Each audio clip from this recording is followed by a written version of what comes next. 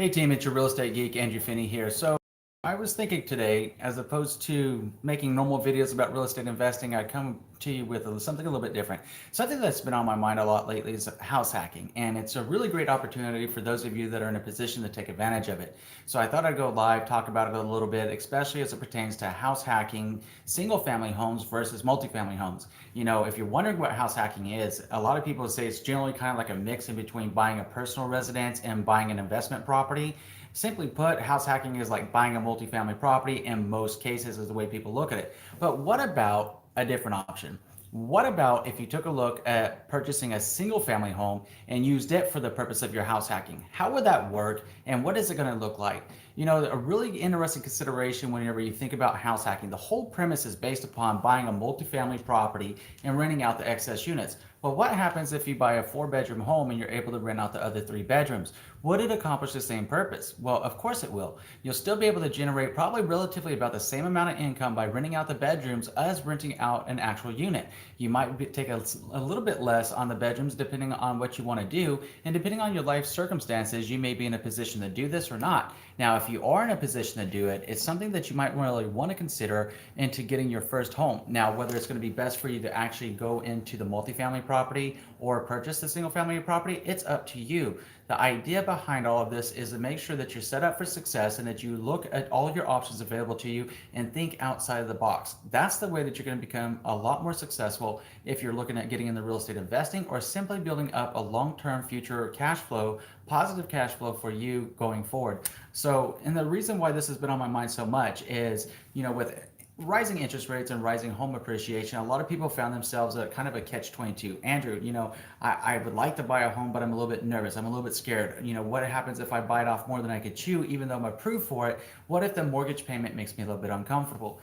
Enter house hacking, whether it's a single family or multifamily property. The other question I get sometimes is, Andrew, you know, I really want to get into house hack or I really want to get into real estate investing, but there's not a lot of duplexes or triplexes or quadplexes in my city. That's okay. Again, the single family option versus the multifamily option, right? You can still rent out the extra bedrooms. If you're renting out those extra bedrooms, you're essentially house hacking in a different way. Some people might call this rental hacking or what have you, but at the end of the day, if you're generating a profit, if you're generating a revenue off of the excess bedrooms in a single family home or the additional units in a multifamily property, is it not the same to you going into your bank account?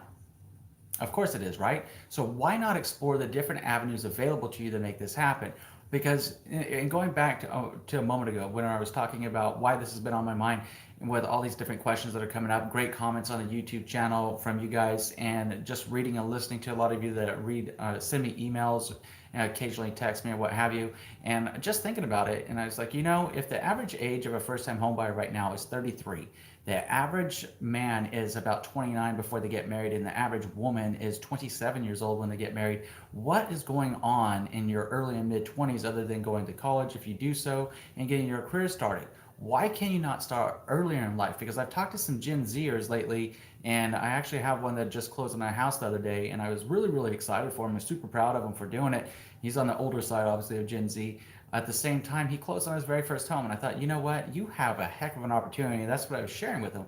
I said, why not just go ahead and rent out the additional bedrooms? He bought a 4-bed house. I said, if it's just you and your girlfriend, why not rent out the other 3? And what made it even better for him is he's actually active duty at the same time. So I was like, why not get with some of your people from your command? Why not find other people that need a place that aren't comfortable with buying just yet, but want to live off of base or live in a nice house? Why not contact them, and why not offer them to rent out those additional rooms? It would be a great way and a great source of house hacking. It's one of those things that the more that we think about, the more options become available if we're really thinking about what your end game here is, and what your end game is here and what you want to accomplish. If we think this through together, I bet you we can come up with a lot of solutions together as a team on this YouTube channel and get more people talking about this, about people that have actually house hacked either single family, did rental hacking, or if they have house hacked on multifamily properties. If that's your case, what I'd like you to do is tell us about your experience in the comment section below.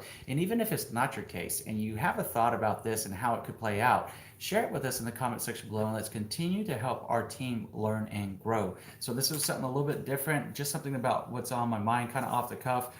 coming to you this Saturday about real estate investing, house hacking versus single family versus multifamily. Tell me what you're thinking about it in the comment section below, and absolutely leave any of your questions down below and reach out. I'm looking forward to hearing from you. In between now and next time, I'm wishing you and yours a lifetime full of love, wealth, abundance, and happiness. Enjoy an amazing day.